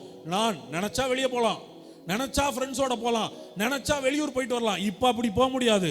ஏன்னா என் மனைவியை கூட கூட்டிட்டு போகணும், எங்க தங்கணும்னு பிளான் பண்ணணும், எப்படி போகணும்னு பிளான் பண்ணணும், எங்க போயிட்டு எப்படி வரோன்னு பிளான் பண்ணணும், எத்தனை நாள் இவ்வளோ பிளான் பண்ணணும். ஏன்னா என் கூட ஒருத்தங்க ரட்சிக்கப்பட்ட தேவ பிள்ளையே, உனக்கு சொல்றேன், தனியா இல்ல, உன் கூட கர்த்தர் என்றைக்கும் இருக்கிறார். அவர் என்னோடு இருப்பதினால் அவரோடு நான் வாழ்கிறேன். நான் நடந்தாலும் அவர் என்னோடு இருக்கிறார், நான் படுத்தாலும் அவர் என்னோடு இருக்கிறார், நான் எழுந்தாலும் அவர் என்னோடு கூட இருக்கிறார். மீ அண்ட் காட் அப்படின்ற லைஃப் ஸ்டைலுக்கு வந்திருக்கேன். நானும் தேவனும் அப்படின்ற வாழ்க்கை முறைக்கு வந்துடணும். இந்த பாக்கியத்தை நமக்கு பெற்றுக் கொடுத்தது எது தெரியுமா? சிலுவையில் இயேசு எனக்காக ஜீவனை கொடுத்த இடம், கிராஸ், சிலுவை. இந்த திரைச்சிலை இரண்டாக கிழித்து பிரிவினையாயிருந்த, தூரமாயிருந்த நம்மை சமீபமாக்கி உறவை மேம்படுத்தி இருக்கிறது. இப்ப நான் உங்களுக்கு சொல்றேன், மறுபடியும் மறுபடியும் ஆண்டவரை கெஞ்சியெல்லாம் கூப்பிடாதீங்க. அவர் வந்துட்டாரு, உங்க கூட தான் இருக்கிறாரு. என்ஜாய் பண்ணுங்க, என்ஜாய் பண்ணுங்க. வந்துட்டாரு, மறுபடியும் போக மாட்டாரு. நம்ம ஆளு பழைய ஏற்பாட்டில் படிச்சுட்டு, பழைய ஏற்பாட்டில் என்ன வசனம்லாம் இருக்குதுன்னா, பழைய ஏற்பாட்டில் இருக்கிற வசனம் சொல்லுது, உம்முடைய சமூகத்தை விட்டு என்னை தள்ளாமலும் உம்முடைய பரிசுத்த ஆவி என்னிலிருந்து எடுத்து போடாமலும் இரும்னு வசனம் இருக்கிறதுனால போயிடுவாரு, இல்லை நம்மளை கழட்டி விட்டுருவாரு அப்படின்னு யோசிக்க தோணுது. சிம்சோனை விட்டு ஆவியானவர் போனதை அவன் உணராதிருந்தான்னு வசனத்தை படிக்கும்போது நீ ஒரு தப்பு பண்ண ஆண்டவர் உன்னை விட்டு போயிடுவார்னு இருக்கு. புதிய ஏற்பாட்டில் அப்படி வசனத்தை நீங்க கண்டே பிடிக்க முடியாது. சிலுவைக்கு பின்னாடி எப்படி தெரியுமா பேசுறாரு? நீங்கள் தேவனுடைய ஆலயம் என்றும் உங்களுக்குள் தேவன் வருகிறார்னு சொல்ல, உங்களுக்குள் வாசமாய் இருக்கிறார். அவர் போக மாட்டார், வாசமாய் இருக்கிறார். புதிய ஏற்பாட்டில் பவுல் சொல்றாரு, ஆவியானவரை துரத்திடாதரான்னு சொல்ல மாட்டேங்கிறாரு, துக்கப்படுத்தாதரான்னு சொல்றாரு. அப்படின்னா நீ தப்பு பண்ணாலும் துக்கப்பட்டு உன் கூடயே இருப்பார் ஒழிய உன்னை விட்டு போகிறவரல்ல. இவ்வளவு நல்ல தேவனுக்கு கரங்களை தட்டி நன்றி சொல்லுங்க. என்னை விட்டு விலகாதவர் விலக மாட்டார், விலக மாட்டார். சிலுவையினால் ஏற்பட்டிருக்கிற மிகப்பெரிய மாற்றம் என்றென்றைக்கும் அவரோடு வாழும் வாழ்க்கை. நிறைய பேரு பரலோகம் போய் அவரோட வாழ போறேன்றாங்க. இல்ல, பரலோகம் போய் இல்ல, இங்கே அவரோட வாழணும். இங்கே அவர் உங்களுக்குள்ளதான் இருக்கிறார். யோவான் 14 படிச்சு பார்த்தீங்கன்னா தெரியும், அந்நாளிலே நான் உங்களிலும் நீங்கள் என்னிலும் நான் என் பிதாவிலும் இருக்கிறதை இருக்க போவதை அல்ல, இருக்கிறதை அந்நாளிலே அறிவீர்கள். அறிவீர்கள். அவர் எங்களுக்குள்ளே பேதுரு தேவாலயத்துக்கு போகும்போது தேவாலயத்தின் வாசல்ல பிச்சை கேட்டுக் கொண்டிருக்கிறவன் நான் பிச்சை கேட்கிறான். சொல்றாரு, பொண்ணும் வெளியும் என்னிடத்தில் இல்லை, என்னிடத்தில் உள்ளதை உனக்கு. அப்ப அவருடைய யார் இருக்கிறார்? கிறிஸ்து இருக்கிறார் சொல்றாரு. Christ in me. யார் இருக்கிறது நான் உனக்கு தரேன். எனக்குள்ள யார் இருக்கா தெரியுமா? இத்தனை நாளா வெளியே நடந்துட்டு இருந்தவர் இப்ப எனக்குள்ள கலந்திருக்கிறார். நான் சொன்னாலே நீ எந்திரிப்ப. இயேசுவின் நாமத்துல எழுந்துன்னு சொன்ன என்ன கான்ஷியஸ் ஆயிட்டான் தெரியுமா? நீ அவர் செத்துட்டாருன்னு நினைக்கிற, அவர் மேல போயிட்டாருன்னு நினைக்கிற. இல்ல, அவர் என்னோடு கலந்திருக்கிறார். என்னோடு கலந்திருக்கிறார். சபை 24 மணி நேரம் வாரத்துக்கு 7 நாளும் தேவனோடு கலந்து வாழப்படலாம். அடுத்த ஞாயிற்றுக்கிழமை வரைக்கும் நான் காத்திருக்க கூடாது. நீங்க தேவனை சந்திக்க வரக்கூடாது, தேவனோட இங்க வரணும். This is not the temple. இந்த கட்டடத்தை ஆண்டவர் இல்ல சிஸ்டர், உங்களுக்குள்ள ஆண்டவர் இருக்கிறாரு. நீங்க வரும்போதே ஆண்டவர் கூட்டிட்டு வரீங்க. நீங்க வரனால தான் இந்த இடம் மகிமையா இருக்கு. நம்ம நினைச்சுக்கிறோம் நான் பாவி பிரதர், ஆனா இங்க கர்த்தர் இருக்கிறார். இல்ல, கர்த்தர் உங்களுக்குள்ள இருக்கிறார். நீங்க தான் கர்த்தரை கூட்டிட்டு வரீங்க. You are not coming to God, you are coming with God. நீங்க தேவனிடத்தில் வரவில்லை, தேவனோடு வருகிறீர்கள். நீங்கள் போகும்போது தேவனை விட்டு போகவில்லை, தேவனோடு போகிறீர்கள். நீங்க சமைச்சாலும் உங்க கூட இருக்கிறாரு, சாப்பிட்டாலும் உங்க கூட இருக்கிறாரு, தூங்கினாலும் உங்க கூட இருக்கிறாரு, நடந்தாலும் உங்க கூட இருக்கிறாரு, வேலைக்கு போனாலும் உங்க கூட இருக்கிறாரு, குளிச்சுட்டு இருக்கும்போது என் கூட இருக்கிறாரு, என்னோடு கலந்து இருக்கிறார். எங்க போக முடியும்? அவரை விட்டு போகவே முடியாது. என்ன பேருக்கு சந்தோஷமா இருக்குது இந்த வெளிப்பாடை கேட்கும் போது? ஆண்டவர் தூரமா இல்ல, எனக்குள்ளே இருக்கிறார், என்னோடு கலந்திருக்கிறார். ரிலேஷன்ஷிப். சிலுவையினால் உண்டான உறவு, சிலுவையினால் உண்டான உறவு. அவரே உங்கள் ஜீவனா, அவரே உங்கள் சந்தோஷமா, அவரே உங்கள் பலனா, அவரே உங்கள் ஞானமாய் உங்களுக்குள் கலந்திருக்கிறார். இயேசு சொன்னாரு, என்னை கண்டவன் யாரை காண்கிறான்? பிதாவை காண்கிறான். இது பெரிய விஷயம் இல்ல பிரதர். இயேசுவை பார்த்தா ஆமாங்க அவர் மகிமையா இருந்தார். ஆனால் இயேசு தன்னை விசுவாசிக்கிறவனை பத்தி என்ன தெரியுமா சொன்னாரு? உன்னை ஏற்றுக்கொண்டா அவன் என்ன ஏற்றுக்கிட்டாங்க. அவன் என்ன கண்டா பிதாவை பார்த்த மாதிரி, உன்னை கண்டா என்ன பார்த்த மாதிரி, 3 பேர் கலந்துருக்கிறவன்.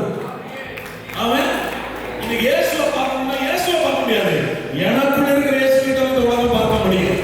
This world is not waiting to see Jesus. This world is waiting to see Jesus in me. கிறிஸ்துவானவர் மகிமை நம்பிக்கையாய் எனக்குள் இருப்பதே அந்த ரகசியம்.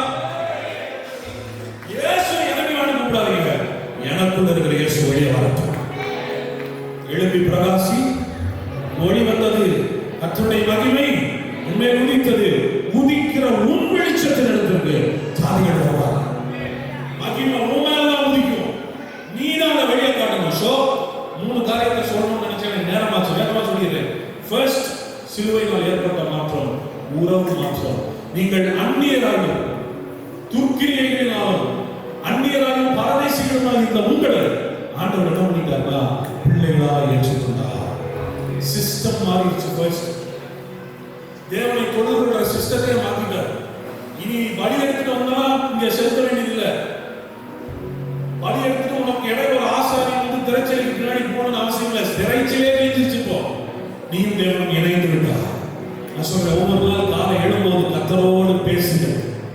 மனசுல கர்த்தரோட பேசுங்க. ஆண்டவரே, இந்த புதிய நாளுக்காக நன்றி. கமான், எல்லாரும் கண்களை மூடி ஒரு நிமிஷம் அவரோட கனெக்ட் ஆகலாமா? கனெக்ட் ஆக. ஆண்டவரே, எனக்குள்ள இருக்கிறதுக்காக நன்றின்னு சொல்லுங்க. என்னோட கலந்திருக்கிறதுக்காக நன்றின்னு சொல்லுங்க. என்ன பார்த்துட்டே இருக்கிறதுக்காக நன்றின்னு சொல்லுங்க. நீங்க என்கிட்ட பேசிக்கிட்டே இருக்கிறதுக்காக நன்றி அப்பா. உம்மோடு கலந்திருக்கிறேன், உம்மோடு கலந்திருக்கிறேன். என் உயிரோடு என் உயிரோடு என் உயிரோடு கலந்தவரே, உமக்கு நன்றி, உமக்கு நன்றி, உமக்கு நன்றி. உம்மை நான் நேசிக்கிறேன்னு சொல்லுங்க. உங்க அன்புக்காக நன்றின்னு சொல்லுங்க. என்னோடு இணைந்தவரே, என்னை விட்டு விலகாதவர், என்னை கைவிடாதவர், என்னை மறவாதவர், என்னோடு வாழ்ந்து கொண்டிருக்கிறீரே, உமக்கு நாங்கள் நன்றி சொல்றோம். நன்றி சொல்றோம். May you enjoy his relationship. அவரோடு இருக்கிற உறவை நீங்கள் அனுபவிப்பீர்களாக. உங்களோடு அவர் கலந்திருக்கிறார். உங்களோடு அவர் கலந்திருக்கிறார். வண்டர்ஃபுல். கர்த்தர் நல்லவர். இரண்டாவது ஆண்டவர் செஞ்ச ஒரு காரியம், சிலுவையில் அவர் செய்ததுனால் இரண்டாவது நடந்த ஒரு காரியம் என்னன்னா, 2 கொரிந்தியர் 5ஆம் அதிகாரம் 17ஆவது வசனத்தை வாசிங்க.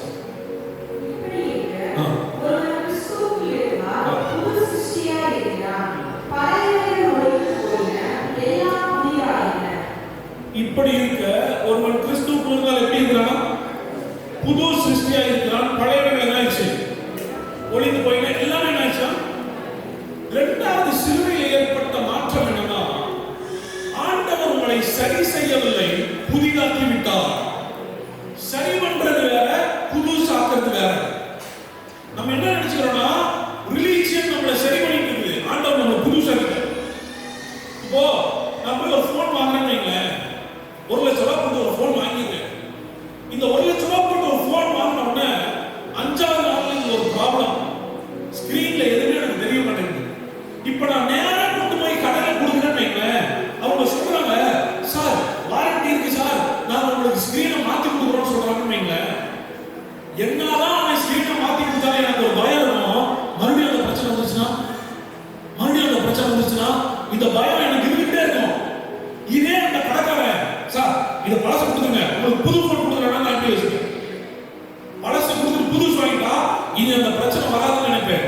நம்ம என்ன நினைச்சுக்கிறோம்னா, தேவன் என்னுடைய பழைய மனுஷனையே ரிப்பேர் பண்ணிட்டு இருக்கிறாங்க. இல்ல, பவுல் சொல்றாரு, கிறிஸ்துவுடனே கூட சிலுவையில் அறையப்பட்டேன், இனி நான் அல்ல, கிறிஸ்துவே வாழ்கிறார்.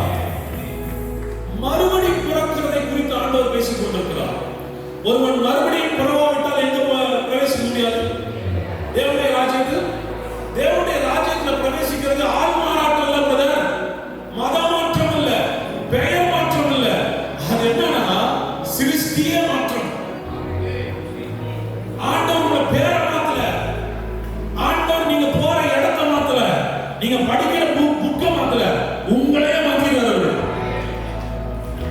உங்களே மாத்தி நீ மாற ட்ரை பண்ணாத, நான் உன்னை மாத்துறேன். New nature. சிலுவையினால் உண்டான மிகப்பெரிய மாற்றம் என்னன்னா, அவர் என்னை சரி செய்ய விரும்பவில்லை, என்னையே புது மனிதனாய் மாற்றிவிட்டார். I am a new creation. நானே ஒரு புதிய சிருஷ்டி. ஒருவன் ஏன் நம்ம ஞானஸ்நானம் கொடுக்கிறோம்? ஞானஸ்நானம் ஏன் கொடுக்கிறோம்னா, பழைய மனிதன் மரித்து விட்டான், கிறிஸ்துவோடு அடக்கம் பண்ணப்பட்டான், புதிய மனிதனாக உயிரோடு எழும்புகிறான். இந்த காரணம் ஞானஸ்நானம். ஞானஸ்நானம் ஒரு ரிச்சுவல் கிடையாது, அது ஒரு கடமை அல்ல. கிறிஸ்தவனான ஞானஸ்நானம் எடுக்கணும். ஞானஸ்நானம் எடுக்கிறது ஆண்டவர் ஒரு கடமைக்காக சொல்லல, மெம்பர்ஷிப்காக கிடையாது. அதுக்குள்ள மிகப்பெரிய சக்தி இருக்குது. பழைய மனுஷன் செத்துட்டான், அடக்கம் பண்ணப்பட்டான் கிறிஸ்துவோட, இப்ப நீ உயிரோடு எழும்புற. Now you are a new creation. இப்பொழுது நீ ஒரு புதிய சிருஷ்டி. ஒருத்தரை மாத்துறதுன்றது வெளியிருந்து மாத்துறது ரொம்ப கஷ்டம். பழைய ஏற்பாடுலாம் வெளியிருந்து ஒருத்தரை மாத்துறாங்க, ரொம்ப கஷ்டமா இருந்துச்சு. பார்த்தாரு. வெளியிருந்து மாத்திர வேலைக்கு ஆகாது, இவன் உள்ளேயே புதுவாக மாத்திடலாம், புது சிருஷ்டி ஆக்கிடலாம். புது சிருஷ்டி வேதம் சொல்கிறது, அவருடைய நாமத்தின் மேல் விசுவாசம் வைத்தவர்களாய் அவரை ஏற்றுக்கொண்டவர்கள். யோவான் எழுதின சுவிசேஷம் 1ஆம் அதிகாரம் 12ஆம் வசனத்திலிருந்து வாசிங்க. அவருடைய நாமத்தின் மேல் விசுவாசம் உள்ளவர்களாய். எத்தனை பேர் இயேசு விசுவாசிக்கிறீங்க? இயேசு விசுவாசிக்கிறவங்களா கைது பண்ண பாப்போம். விசுவாசிக்கிறீங்க. எத்தனை பேர் இயேசு ஏத்துக்கிட்டீங்க? இது மட்டும் தான் உங்க வேலை. இதுக்கப்புறம் செய்யறதுலாம் அவரோட வேலை. ஒருத்தன் என்ன விசுவாசிட்டானா, ஒருத்தன் என்ன ஏத்துக்கிட்டானா, அவன் லைஃப்ல நடக்கிற மாற்றம் என்ன தெரியுமா? வாசிங்க. அத்தனை பேர்களும் இங்க லிமிட்டே கிடையாது. அத்தனை சில பேர் சொல்றாங்க 1,20,000 பேர் தான் வருவாங்க. அத்தனை பேர் வருவாங்க. ஆமென். சிலர் கணக்கு நம்பர்ஸ் வச்சிருக்காங்க, இத்தனை பேர் தான் பரவாயில்ல போவாங்க. நான் சொல்ற நம்பர்லாம் குப்பையில போடும். அத்தனை பேரும் கர்த்தர் பிள்ளைகளாக அவருடைய நாமத்தின் மேல் விசுவாசம் உள்ளவர்களை அவர் ஏற்றுக்கொண்டவர்கள் எத்தனை பேர்களோ அத்தனை பேர்களும் யாருடைய பிள்ளைகளாகும்படி, தேவனுடைய பிள்ளைகளாகும்படி அவர்களுக்கு.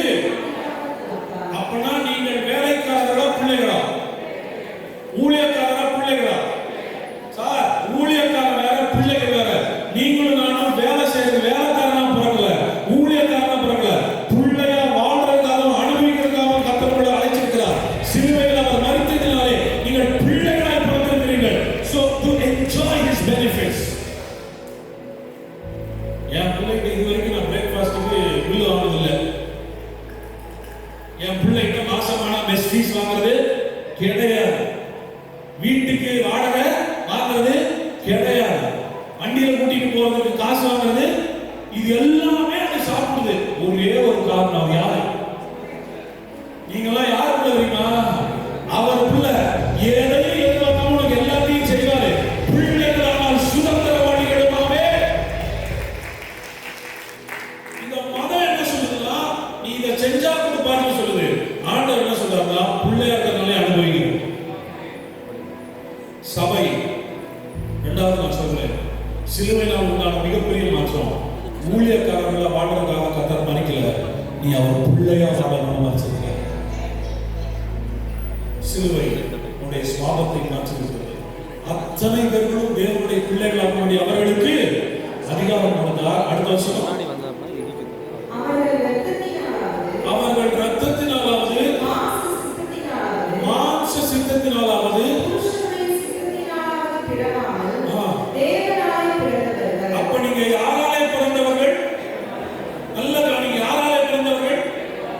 இப்ப மனுஷனுக்கு பிறகுல என்ன ஆகுது? சரி, நாய்க்கு பிறக்கலாம் சொல்லுங்க. நாய் குட்டி போட்டா என்ன கூப்பிடுவீங்க? நாய் குட்டி. பூனை குட்டி போட்டா, யானை குட்டி போட்டா, நம்ம குட்டி போட்டா மனுஷன் தானே, நம்மளோட பிள்ளை தானே.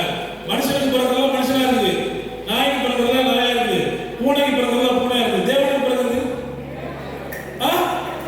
சட்டமா? அப்ப நீங்க யார் பிறந்திருக்கீங்க? நீங்கள் தேவர்கள் என்று தேவன் அழைக்கிறார். நீங்கள் தேவனாலே பிறந்தவர்கள். இந்த பூமியில தேவனை ஒருத்தர் பார்க்கணும்னா உன்னை பார்க்கட்டும். ஏன்னா நான் சிலுவையில மரித்ததினால, என்ன நீ விசுவாசிச்சதுனால நீ மனுஷனுக்கு பிறக்கல, நீ தேவனாலே பிறந்திருக்கிறாய். You are born of God. இப்போ ஒரு நமக்கு பிறக்கிற பிள்ளை யாரை பார்த்து வளருது? நம்மளை பார்த்து வளருது. அதுக்கு நீ மனுஷன் சொல்லி கொடுக்கிறதே நம்ம தான்.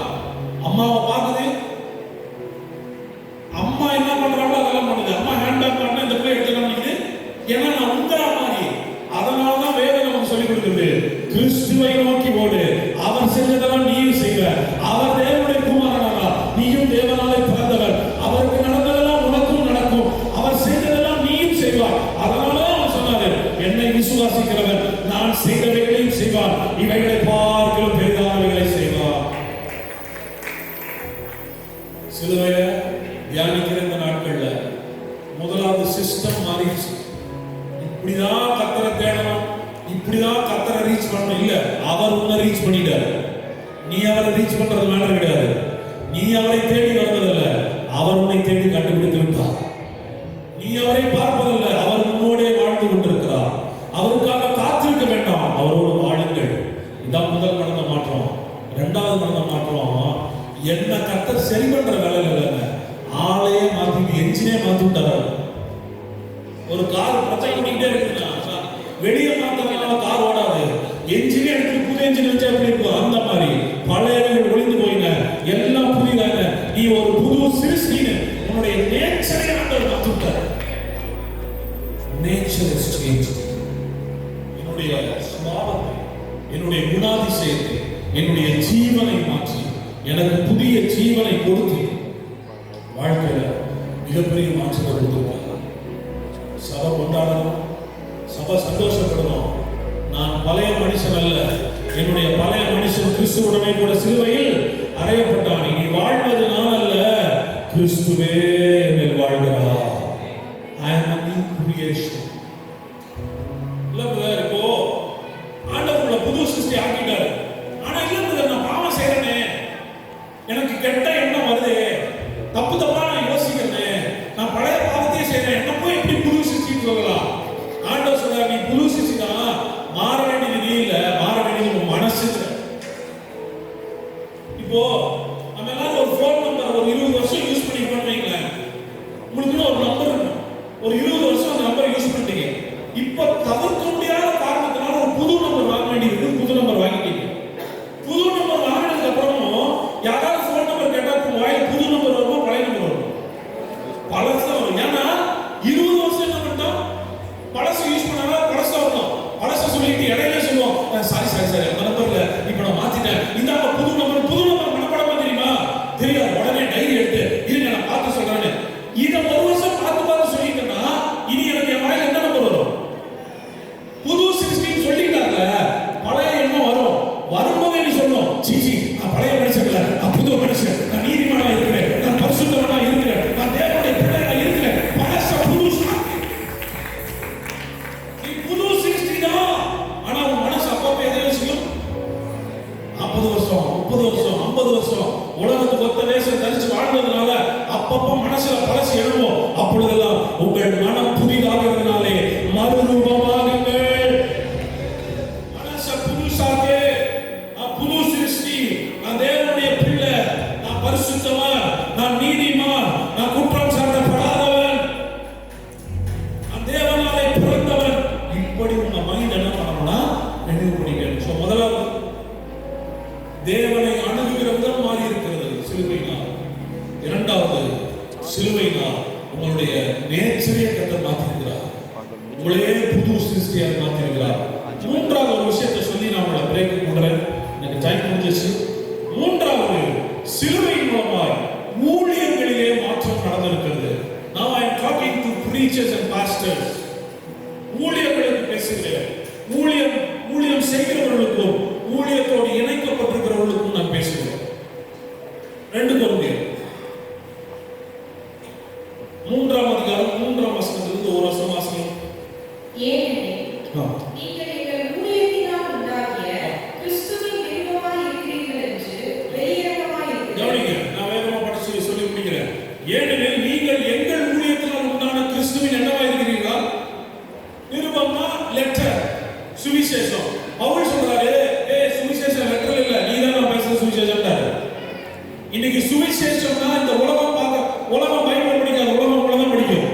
மாறாத சபைக்கு வந்து உருவானீங்கன்னா நீங்க தான் கிறிஸ்துவின் சுவிசேஷம். உங்க வாழ்க்கையில் என்ன நடக்குதோ அதைத்தான் கிறிஸ்து செய்யறதா நம்ம பார்ப்பாங்க. அதனாலதான் வார்த்தையை கேட்டா இந்த வார்த்தை உங்க வாழ்க்கையில நடக்கணும். உங்களை பார்த்து தான் உங்க தேவன் அறியணும். பவுல் சொல்றாரு, நீங்க தான் எங்க ஊழியத்தின் நிருபங்களா இருக்கிறீர்கள். அது மையினால் அல்ல, ஜீவனுள்ள தேவனுடைய ஆவியினாலும் கற்பலகைகளினால் அல்ல, இருதயங்களாகிய சதையான பலகைகளில் எழுதப்பட்டிருக்கிறது. அர்த்தம் சொல்லு. நாங்கள் தேவனுக்கு முன்பாக கிறிஸ்துவின் மூலமாய் இப்படிப்பட்ட நம்பிக்கையை கொண்டிருக்கிறோம். எங்களால் ஏதாவது ஆகும் என்பது போல ஒன்றை யோசிக்கிறதற்கு நாங்கள் எங்களால் தகுதியானவர்கள் அல்ல, எங்களுடைய தகுதி தேவனால் உண்டாயிருக்கிறது. ஊழியம் செய்கிற அத்தனை பேருக்கும் சொல்றேன், உங்களுக்கு தகுதியே தேவை கிடையாது, அவரே உங்கள் தகுதி. ஈஸியா குவாலிஃபிகேஷன். நிறைய பேரு ஊழியத்துக்கு என்ன தகுதி ஊழியம் செய்யற என்ன தகுதி? புதிய உடன்படிக்கிற பழைய ஏற்பாட்டுல தகுதி தேவைப்படுச்சு, புதிய ஏற்பாட்டுல தகுதியும் தேவை தெரியுமா உங்களுக்கு? பழைய ஏற்பாட்டுல ஒரு வசனம் சொல்லுது,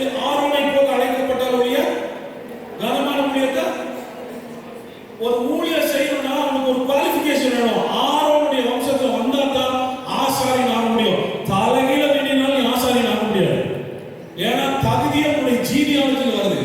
ஆனா புதிய ஏற்பாட்டில் சொல்லிட்டாரு, உன் தகுதியே நான் தான். என்ன விசுவாசினா நீ ராஜாவும் ஆசாரியனுமாய் வாழலாம். நானே உன்னை ஆசாரியன் ஆக்குகிறேன். மெல்கிசேதேக்கின் முறைமைப்படி ஆசாரியத்துவத்திற்கு வந்த இயேசு கிறிஸ்துவை விசுவாசிக்கிற அத்தனை பேரும் ஆரோனுடைய கோத்திரத்தில் இல்லாம, ஆரோனுடைய வம்சத்தில் இல்லாம ஒருத்தர் ஆசாரியர் ஆயிருக்கிறார்னா அது இயேசு ஒருத்தர் தான். அந்த இயேசு எந்த முறைமையின்படி ஆசாரியர் ஆனார்னா மெல்கிசேதேக்கின் முறைமைப்படி. மெல்கிசேதேக்கு ஜீனியாலஜியே கிடையாது, மெல்கிசேதேக்கினுடைய ஹிஸ்டரியே கிடையாது. அந்த வழியா வந்தவர் இயேசு. இன்னைக்கு இயேசுவை நீ விசுவாசிக்கிறதுனால நீ ஆரோன் வழியா வராம இருக்கலாம், நீ யூதனா இல்லாம இருக்கலாம், நீ புறஜாதியா இருக்கலாம், பரவாயில்ல. இயேசுவை விசுவாசிக்கிறதுனால அவரே உன்னுடைய தகுதி. நீங்கள் அத்தனை பேரும் ராஜாக்களும் ஆசாரியர்களுமாக இருக்கிறீர்கள். எங்களுடைய தகுதி தேவனால் உண்டாயிருக்கிறது. இளம் வயதினரை கர்த்தர் பயன்படுத்தும் போது மூத்த ஊழியர்கள் சில நேரத்தில் தவறி சொல்லிடுறாங்க. என்ன அனுபவம் இருக்குது, என்ன தகுதி இருக்குது பிரசங்கம் பண்றது? எந்த தகுதியும் தேவையில்லை, கிறிஸ்துவே எங்கள் தகுதி. அவன் இத பல நேரங்களில் ஊழியக்காரங்க சொல்றாங்கன்னா ஜனங்களே சொல்றாங்க. இவங்க எப்படி பேசலாம், அவங்க எப்படி? உங்க கண்கள்லாம் மாறணும். ஒருவனை தகுதிப்படுத்தி நிறுத்துகிறவர் கர்த்தர். Is your qualification. தகுதிப்படுத்திட்டு கொண்டு வந்து நிறுத்துறவர்கள, கொண்டு வந்து நிறுத்தி கூட அவர் தகுதிப்படுத்துவார். அவன் உங்க டெஸ்ட் வச்சு பாஸ் பண்ணதுக்கு அப்புறம் கொண்டு வந்து நிக்க வைக்கிறார்ல, நிக்க வச்சு உன்னை பாஸ் பண்ண பாரு. களத்துல இறக்கி விட்டு வேலை பார்ப்பாரு. எங்களுடைய தகுதி அவரால் உண்டாகுது. அடுத்த வருஷம்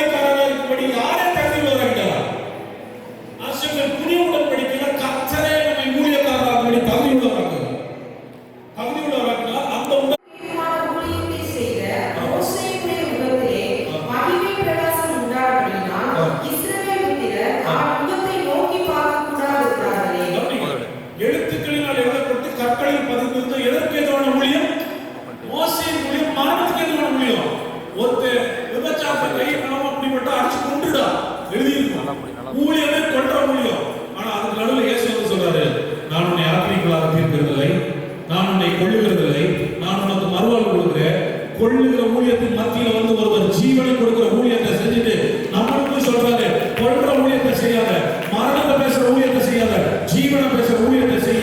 மரித்து கிடக்கிறவனை உயிரோடு எழுப்பு, பாவத்தில் மரித்து கிடக்கிறவனை உயிரோடு எழுப்புற ஊழியத்தை செய்ய.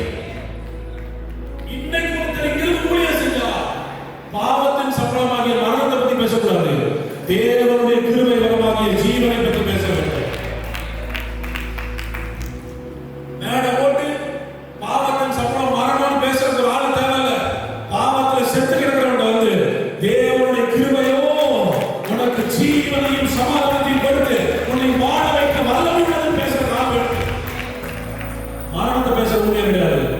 ஜீவன பேசுற ஊழியம் எனக்கு எல்லாம் ஆச்சரியமா இருக்கலாம்.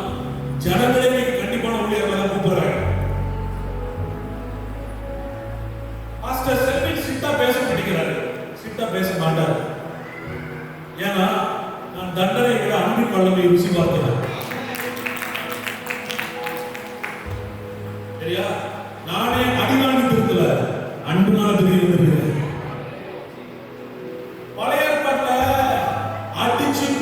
பூமி அப்படியே விழுங்கி அப்படியெல்லாம் மரணத்தை கண்ணார பார்த்தோம்னா திருத்தல.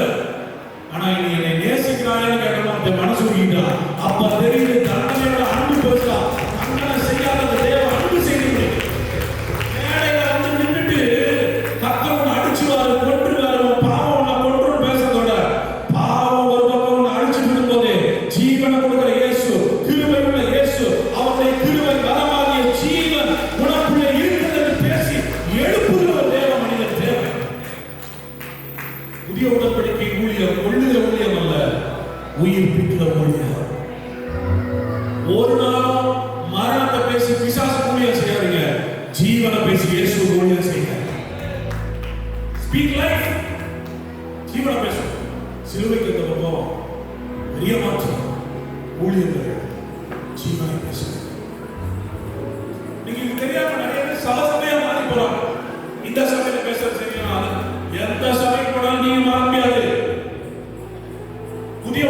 இன்றைக்கு உங்களை சபையில சேர்க்கவில்லை, குடும்பத்திலே சேர்த்திருக்கிறது. நான் கேட்கிறேன், ஊர்லயே நீங்க தான் நல்லா சமைப்பீங்களா இல்ல உங்களை விட நல்லா சமைக்கிறவங்க இருக்காங்க? உங்களை தான் கேட்கிறேன். உங்களோட நல்லா சமைக்கிறவங்க இருக்காங்கல்ல, ஏன் உங்க புள்ள அந்த வீட்டுக்கு போகாம உங்க வீட்டுக்கு வருது? சாப்பாடு மேட்டர் இல்ல, நீ தான் மேட்டர். இந்த சபையில நல்லா பேசுறேன், அந்த சபைக்கு வரல. ஹலோ, ஆண்டவர் சாப்பிடுறதுக்காக உள்ள இல்ல, உறவுக்காக உள்ள வந்திருக்கிறார். Stay in the family.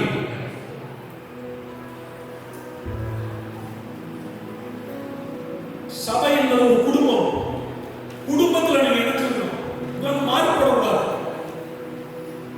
நான் எல்லாருக்கும் பேசுறேன், இது வீடியோ போட்டோம். வெளியே இருக்கிற ஆயிரம் சொல்லலாம், உங்க பாஸ்டர் பேசுறது சரியில்லைன்னு சொல்லலாம். உங்களுக்கு தெரியணும், என்னுடைய தேவ மனிதன் தேவனால் நடத்தப்படுகிறவர்.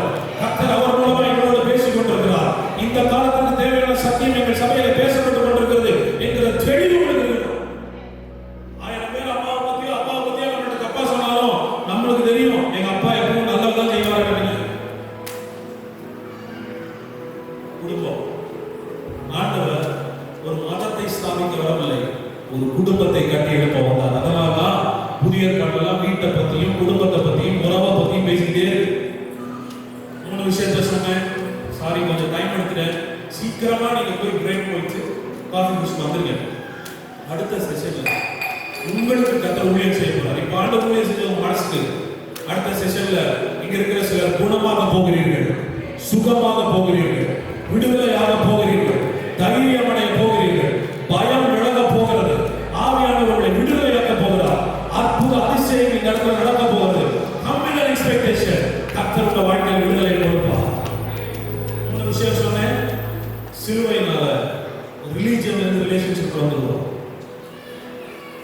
சிலுவையினால உறவு மாற்றம் நடந்திருக்கிறது. சிலுவையினால நானே புது சிருஷ்டி ஆகிட்டோம். பழசோட போராட வேண்டியதில்லை, நானே புதுவாள். 3வது, சிலுவையினால ஊழியர்கள் மாறி இருக்கிறது. கொள்ளுகிற ஊழியம் அல்ல, உயிர்ப்பிக்கிற ஊழியம். ஹalleluya. இமேஜ் ஜெய் கொடுக்கும் தேவனுக்கு நல்லபடி கோடி கோடி ஸ்தோத்திரம். வாழ்வழி